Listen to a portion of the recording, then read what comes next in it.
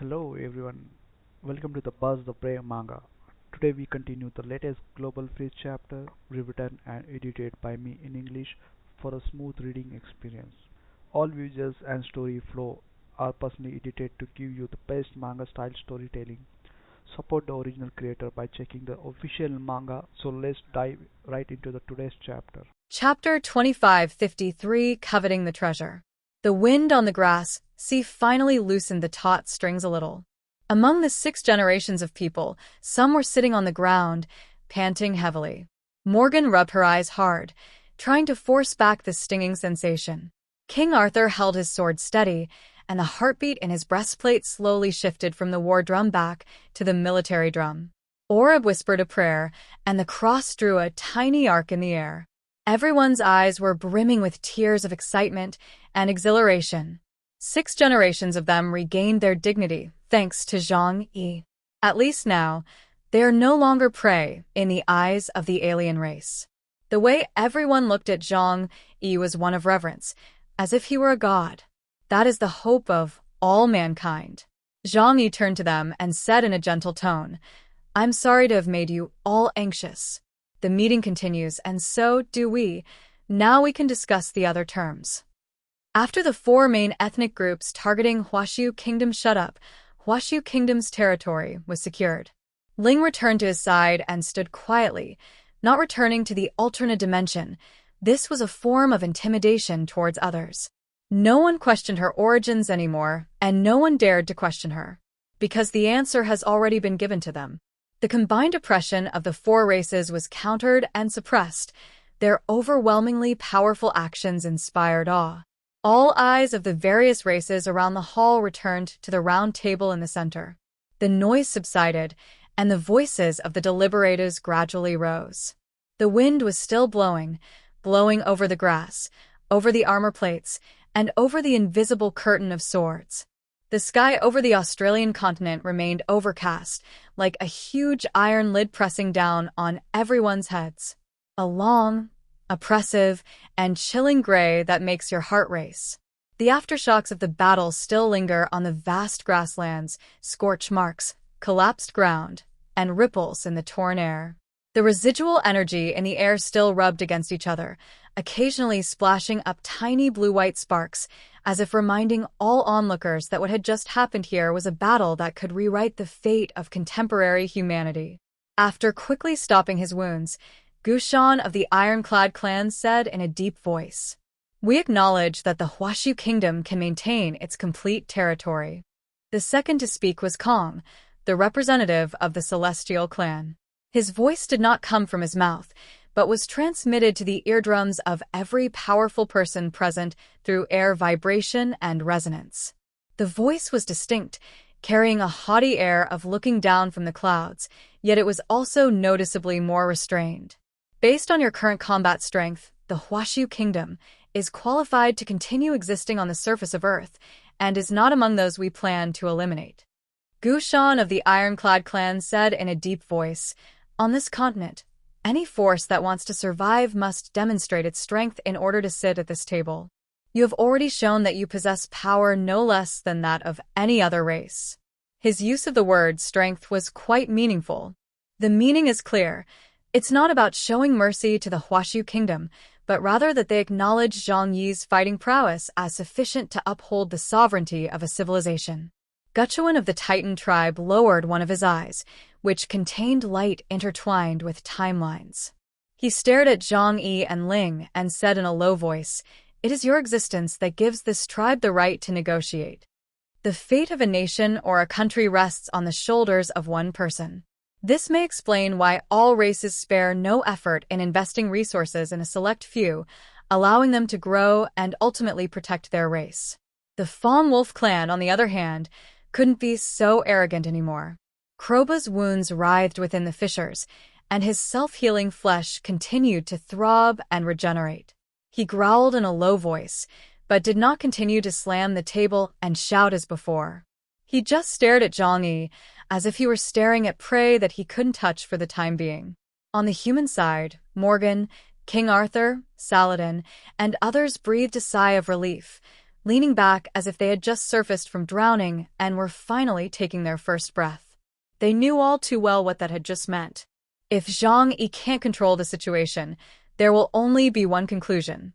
The territory of Huaxiu was divided up and even designated as a transitional buffer zone, which is tantamount to using one civilization as a firewall to block the advance of other races. For the entire 6 generations of humanity, that was a forced, slow execution. But now, the situation has changed.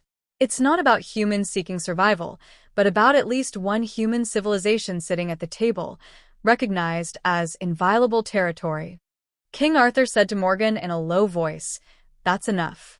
As long as there's a place on Earth that we can name, we're not animals." Morgan nodded, his eyes clearly reddening. He wasn't even aware that his fingertips were still trembling. Zhang Yi, however, did not show any exaggerated expression. He didn't flaunt it, nor did he deliberately adopt a victor's posture. He knew that he could save face, but the real trouble was yet to come. Because at that very moment, a new voice arose. It did not come from those races whose arrogance had just been suppressed. Instead, it came from that corner where they had always quietly observed and never spoken. There stood several rather eerie figures. A being dressed in what appears to be a white lab coat from the old world. His body was not a completely stable entity. It was like semi-solid mercury constantly adjusting its shape. His face resembled that of a human youth, yet he had no eyebrows or pupil boundaries. His eyes were like deep wells. The other one was surrounded by a layer of black mist-like substance. The mist constantly condensed into new forms, sometimes a flowing cloak, sometimes slowly undulating like tentacles. If you stare at it for too long, your eyes will start to hurt, as if you are forcibly memorizing something that shouldn't be remembered. They had been there all along, but remained silent. They seemed disdainful of getting involved in the recent squabble between the various races. They had come only to witness the event. Like a hunter sitting in the shadows watching a pack of wild beasts fight over territory, only to stand up at the last moment, not to join the fight, but to declare, "Whose hunting ground is this?" On the human side, Morgan's expression changed and he whispered a warning. "Be careful. Those two are not ordinary ancient races." He recognized him, because Columbia's research department had maintained contact with the Doomsday region and Deep 51. The one in white robes is the representative of the Abyss clan, named Manchi. The one in the black mist is an envoy of the Nightmare clan, named Inyan. The names of these two races are marked as high-risk contact targets in many ancient archives. The civilization they represent is not a purely physical predator like the Fong Wolf clan, but rather a more advanced civilization. Representatives from both clans looked at Zhang Yi and Ling, and then spoke one after the other. The Nightmare clan spoke first. His voice seemed to appear simultaneously in everyone's minds, bypassing the eardrums and being directly etched into consciousness, making it impossible to distinguish whether it was him speaking or you thinking. "There's something we'd like to clarify." His tone was calm, even gentle, like a professor exchanging academic materials. "This is the chaos of the 6th generation of humanity. The woman behind you, what is her origin?" Chapter 2554, Coveting the Treasure 2. At the same time, all eyes turned to Ling, who was standing behind Zhang Yi. The Nightmare clan's one thought immediately targeted Ling's existence. The Ihen race, the remnants of the Sword Knights, were once able to chase after the Druk gods and cut them down like vegetables. Even if it is just remains, it is enough to arouse the covetousness of many advanced civilizations. Anyone who isn't an idiot would understand just how terrifyingly important she is. When the Nightmare clan spoke, it meant that they had set their sights on Ling's human form. After hearing Inyan's words, Ling slowly raised her eyes. There was no emotional fluctuation in her eyes. She was simply observing. Her human form has perfectly standard facial features. Symmetrical, without any unnecessary sharp edges, quiet, indifferent, yet without any bloody, killing intent. She is like a long sword that has been honed long enough, polished to a shine, waiting to be used. Zhang Yi did not avoid the question. He knew he would be asked about this sooner or later, and there was no way to avoid it. However, since he dared to openly bring out Ling to help him fight, it means he had the confidence to deal with this situation. So he stated the facts very directly. She was left to me by Tianyu Palace. A gift from the Aihen tribe. Those two short sentences instantly changed the atmosphere in the room. Those ancient race representatives who had previously maintained their arrogance and the idea that we are the surviving overlords of the previous era showed a noticeable increase in seriousness on their faces when they heard the words, Aihen clan. Some races even unconsciously sat up straight, as if attending some kind of high-level meeting. Even though they did not witness it firsthand, the Aihen race had once been high-ranking enforcers and adjudicators, and the names of those 4 knights had appeared in legends from many eras.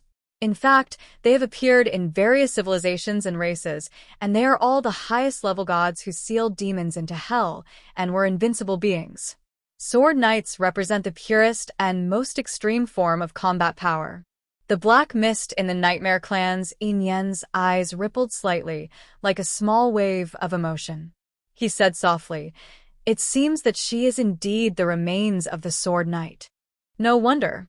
No wonder she has such a high level of control over her superpowers. We are very interested in her." His tone was so calm, as if he were talking about borrowing a book, as he slowly looked at Zhang Yi. Zhang Yi couldn't see his face clearly because it was shrouded in a layer of black mist. That was a spiritual mist. The Nightmare Clan were beings that existed between illusion and reality. As their name suggests, the Nightmare Clan possessed extremely powerful spiritual bodies, capable of invading the mental world of others and killing them silently. Your Excellency Chaos, could you temporarily hand her over to us for research? Yin stated his request in a calm tone, polite, but without any sense of asking for favors. It sounds more like giving instructions or commands. We have the utmost respect for the Sword Knight, and we hope to decipher the path of life's leap from her remains. We will not harm her.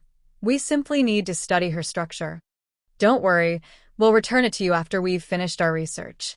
The atmosphere in the venue became heavy again, and many alien races looked at Yin with complicated expressions.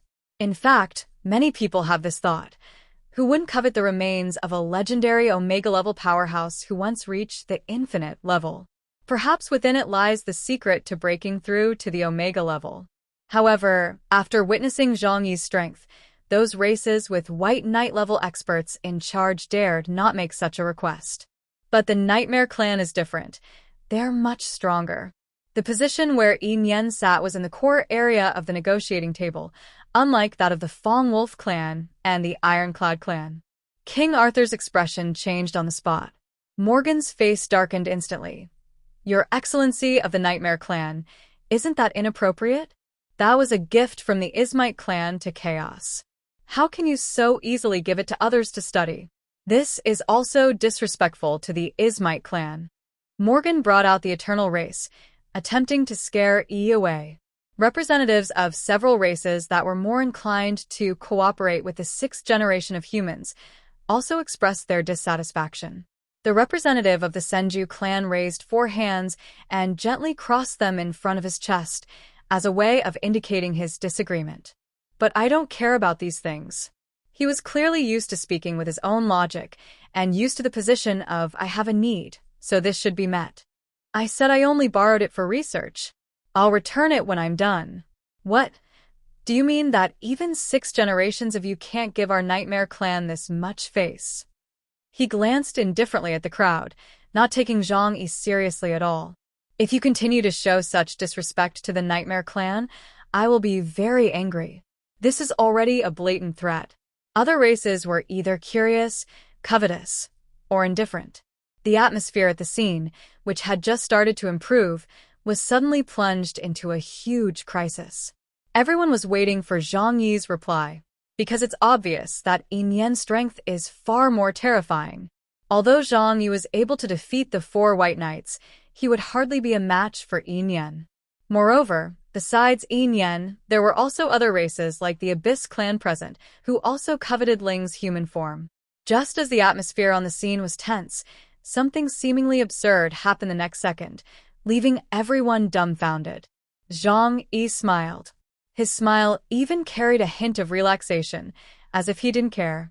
He looked at Enian and said generously and calmly, "Sure, since you want to borrow it for research, I believe the Nightmare Clan won't go back on their word. Please take it." Morgan was nearly scared to death. His heart skipped a beat. "Hey." King Arthur turned his head, his eyes filled with shock, as if to say, "Are you crazy?" In their eyes, Ling is not only a fighting force, but also a trump card, a forbidden item coveted by all races. At times like these, any signal of loosening the grip is gambling with one's life. But Zhang Yi didn't explain. He simply raised his hand slightly, signaling Ling to stay put. The Nightmare Clan member nodded slightly, seemingly agreeing with this logic, and stepped forward. His footsteps were silent. He had no real weight. He moved closer to Ling, raising a misty hand as if to gently place it on her shoulder, like a researcher about to touch a specimen and extract its structure. In that very instant, the air collapsed. It wasn't an explosive burst of energy, but rather an instantaneous collapse of mental suppression. There was no light and there was no sound, but the whole world seemed to be paused. All colors were drained, and the consciousness of all the spectators was instantly pierced deep into their brains by countless sharp needles. Chapter 25, 55, Ancient Pressure 1. All the knights and chiefs of their respective races felt a sudden tightness in their hearts at that moment. They saw it. Ling raised her eyes. It's just this one action. There was no emotion, no anger, and no question of, "Who are you?" in her eyes. She merely raised her eyes, like a biological program detecting a threatening target. That utterly blank gaze made Enian, in the very instant their eyes met. Thump. One knee, no. He slammed both knees to the ground at the same time. The Nightmare Clan member was forced to kneel on the ground, as if being pressed down by a mountain. There was no warning. There was no struggle. He didn't even have time to raise his mental barrier, nor did he summon the projection domain of the Nightmare Sea. He knelt down just like he was worshipping his ancestors. The entire room fell silent. Do you need to know what the Nightmare Clan is? That's a high-ranking race with a spiritual system that can even infiltrate ideologies and cause an entire city to commit suicide in its sleep. Theoretically speaking, they are the type of beings least likely to suffer losses in the field of mental suppression. But what we see before us seems to be telling everyone a very cruel truth. Before the Sword Knight, none of this counts as strength. Ling didn't speak, didn't show any extra expression, and didn't take the opportunity to attack. She didn't even move her fingertips. She simply looked up, confirmed that the contact was not authorized, and then exerted her will to refuse. This is a rule, etched into the hearts of all races 3 generations later. Even today, the powerful members of the Ihan clan still exist, and their suppression of all races has never disappeared. The Druk gods are demons who bring destruction. The Ihan gods are gods who show mercy and protect them, and therefore cannot be violated by anyone. The World Tree Clan representative, watching from afar, sighed softly. This is the terror of the Sword Knight. It's not suppression of power, but suppression of qualifications. His words made many people of different races look even uglier. Several races even revealed contemptuous smiles, tinged with cold schadenfreude, as they lowered their voices to mock the Nightmare Clan's thought. They're really courting death. Even if only a skeleton remains of the Sword Knight, not just anyone can get close to him in the material world. No one except those who have been approved is qualified to touch that remains.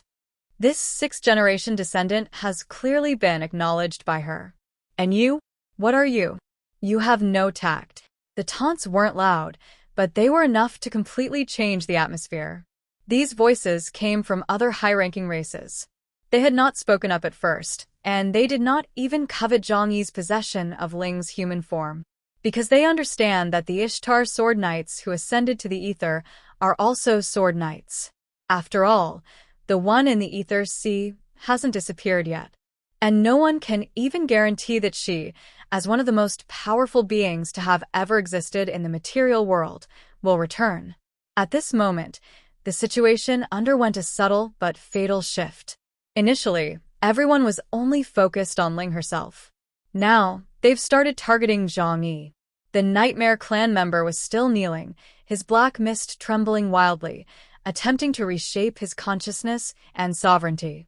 But each time the black mist churned, it was gently suppressed by Ling's gaze, like a child pressing down on an overturned bowl. The scene was eerily quiet. Finally, Manchi of the Abyss clan spoke. Unlike Yin Yen, who was directly suppressed, he always stood upright. He remained silent and still, calmly observing everything. Only then did he raise his eyes and stare at Zhang Yi. His tone lacked both shock and a smile. It carried only a chilling sense of entitlement. I see. The remains of the Sword Knights only acknowledge your existence. We also observed that mass ascension event. You were chosen by the Asan race. No wonder he has such potential, growing to this level in just 5 short years. He was stating an observation rather than praising anyone. Then, he said the sentence that instantly ignited the entire audience. Of course, we can't bypass you to control the Sword Knight. But controlling you is the same as controlling her, isn't it? Upon hearing this, almost all the human representatives changed color simultaneously. Morgan's face turned pale, and he grabbed the edge of the table for support. King Arthur's hand was on the hilt of his sword, his knuckles taut like stone. Saladin's face darkened considerably, his gaze fixed coldly on Manchi.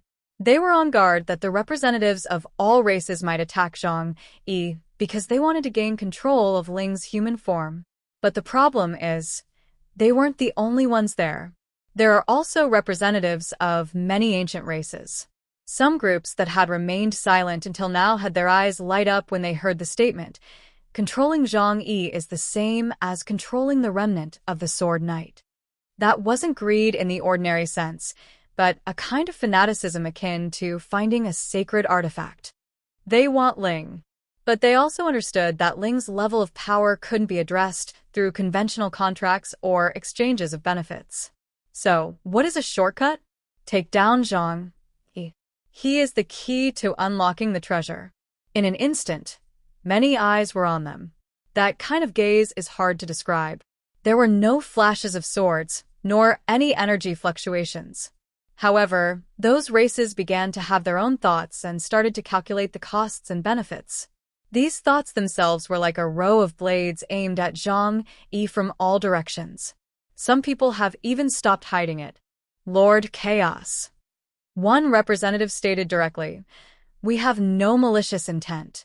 However, the remains of the Sword Knight are a resource at the level of the entire civilization. Logically, they should belong to the research of all intelligent races, not be privately hoarded. Your personal possession is probably inappropriate." That's right. Another voice said coldly, "We all acknowledge your combat prowess. But possessing a relic of this level alone inevitably raises questions. Which chair do you intend to sit in the next era? If you refuse to share, then we have to suspect that your union with that remains is itself a threat to all races." You said one thing, I said another, and the words got uglier and uglier. These ethnic groups maintain the facade of negotiation on the surface, even using a false sense of gentleness that suggests we are reasonable. But even ordinary people could sense that underlying aggressive intent. This is not a request. This is the kind of tone that says, "This is the last time I'll give you a decent answer." Manchi of the Abyss clan did not participate in the groundwork laid by these words. He did not need to. He simply raised his hand slightly and made a very subtle gesture. The entire land suddenly felt as if it were being held down by some invisible structure, with a feeling of pressure coming from all directions. That power was unlike any power ever displayed by any other race before. It's not like the pure muscle and speed domination of the Celestials, nor like the storms and thunder the Celestials wield, nor like the timelines distorted by the Titans. It's more like a deep sea, turned upside down. Chapter 2556, The Two Heavenly Supremes. The Abyss clan's Manchi made his move. With just a simple action, He enveloped Zhang Yi and all the 6 generations behind him, making them feel as if they were about to suffocate. The air was gradually evacuated, and the pressure of the atmosphere was as if its parameters had been forcibly adjusted. The colors around my field of vision became more bluish, cooler, and deeper. Each breath felt like seawater filling my chest. Morgan couldn't hold back any longer, his face turning red as he gritted his teeth and said, "He's going to make a move." Saladin's muscles bulged, and his blood and chi surged. King Arthur stepped forward, and the aura of the Knights of the Round Table seemed to light up a golden arc in the void. But they all knew they were just reacting instinctively. There was very little they could actually do, because now they even find it difficult to lift a sword. Monkey's power pressed down, very gently and slowly, yet simultaneously a very dangerous thought arose in everyone's mind. Damn it, this guy is incredibly powerful. He might not even be able to stop Zhang, even though he had just defeated 4 Knight-level powerhouses. Even though Ling was by his side. But the abyssal power revealed at this moment sent a chill down one's spine. This sense of oppression is clearly a whole level higher than any opponent we've faced before. Chaos. Manchi's tone remained calm, as if he were stating a proposition rather than launching a plunder. "I will be as gentle as possible. We will control your ability to move, but we will not destroy your mind. This is not a humiliation for you personally." His fingertips clenched slightly as he spoke the cruelest words in the gentlest tone. The air continued to collapse. Zhang Yi's eye twitched slightly. He was already activating the dimensional gate, surrounding himself with all things in the universe, and simultaneously manipulating the second hand of time to lock onto the next 5 seconds, preparing to reverse the space at any moment and break free from the pressure of the abyss. But he was also very clear about one thing. This opponent is not simply another strong one. This is an enemy on another level. The sense of oppression intensified, as if the entire continent was tilting towards him. Even Ling's aura was subtly restrained. Her body was not shaken, but her power was as if it were blocked by a layer of heavy mist, unable to be fully unleashed instantly. At that very moment, the structure of heaven and earth has changed. It wasn't the earth cracking open, nor the sky changing color, but rather, the word space suddenly gained weight in that instant. The air was pushed open like glass. Invisible ripples spread out, directly resisting the sea-like gravity pressing down from the abyss. Countless people subconsciously looked up. They saw 2 rifts silently tear open in midair. One black, one white. The black fissure resembled a sleeping abyss, a vertical pupil, heavy, cold, and seemingly capable of swallowing everything. The white cracks, however, resembled a beam of light, so clean it was almost blinding, cold white, not warm, but extremely pure. That wasn't an ordinary spatial rift. A normal tear in space would create ripples and disrupt energy flow. These 2 fissures were terrifyingly stable, as if they had always belonged to this place, only they had been closed before and were now being opened. Then, 2 figures emerged from the crack. The dark figure landed first. It was a figure of abnormally tall stature, clad in scales as solidified as night, with a deep metallic luster flowing between the scales, not a single superfluous line. Each scale was like a rune existing for slaughter. His aura was not flamboyant, and he did not deliberately release his power, yet all the night-level beings instinctively tensed up at the same moment. The oppressive feeling wasn't the oppressive feeling of the appearance of a strong person, but rather the oppressive feeling of the arrival of a superior at the structural level. His appearance caused even the Abyss clan's Manchi to momentarily pause in his mental domain. The other one was a white shadow. The white figure is more human-like than the black figure, and the entire human figure is outlined with the cleanest lines. His body was tall and slender, and his robes were so white that not a speck of dust was visible. Even the lines seemed to have been polished by some kind of ultimate order. His hair was also white, falling over his shoulders, but his eyes were a cold, pale gold, like a frozen galaxy. They stood side by side, one in black and one in white, exchanging no extra glances, yet they instantly took control of the entire area.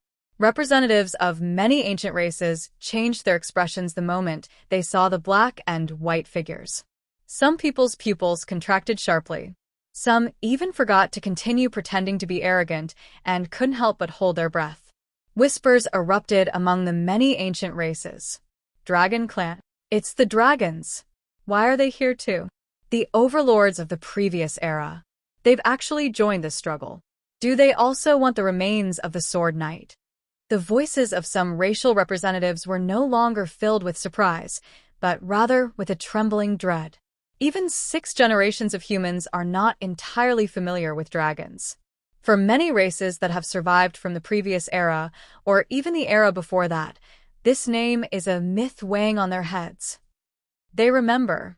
In those ancient, almost legendary years, the Drucker race ran rampant.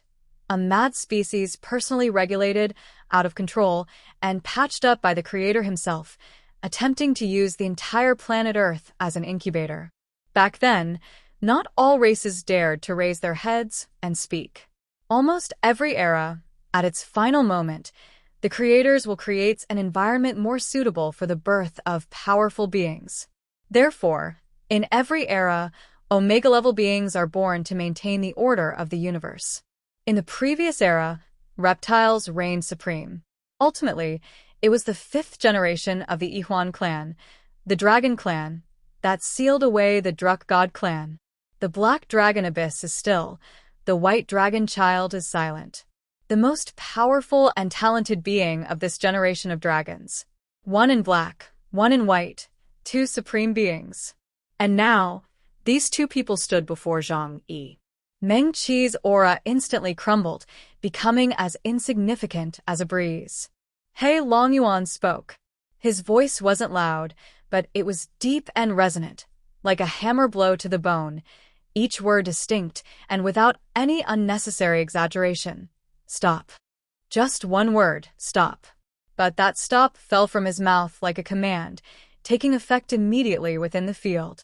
The oppressive force field that the Abyss Clan Manchi was just operating suddenly collapsed on the spot with a boom, as if the power had been cut off. The air rebounded instantly, and everyone gasped for breath at the same time. Even the night-level powerhouses subconsciously clutched their chests, as if they had just been pulled out of the water. The Nightmare Clan member remained kneeling, struggling to regain his mental dominance. However, as long as Ling's gaze remained fixed on him, he could not stand up. Bai Longzi Yuanma didn't speak immediately. He merely glanced around the entire room, his gaze like a blade of light, devoid of emotion, yet causing everyone to unconsciously withdraw their killing intent. Then he spoke, his voice clear, calm, and devoid of any emotional fluctuation, as if reciting an objective law of nature. Let's stop this pointless internal strife. Here we end today's chapter. I hope you liked it. Kindly do also subscribe to my gaming channel. I have to Fina a way to survive. Thanks. Alright, that's it for today's chapter. Tell me in the comments which part you enjoyed the most. If you love manga style stories, don't forget to like the video and subscribe to Buzz Play Manga. See you in the next chapter with more surprises. Thank you.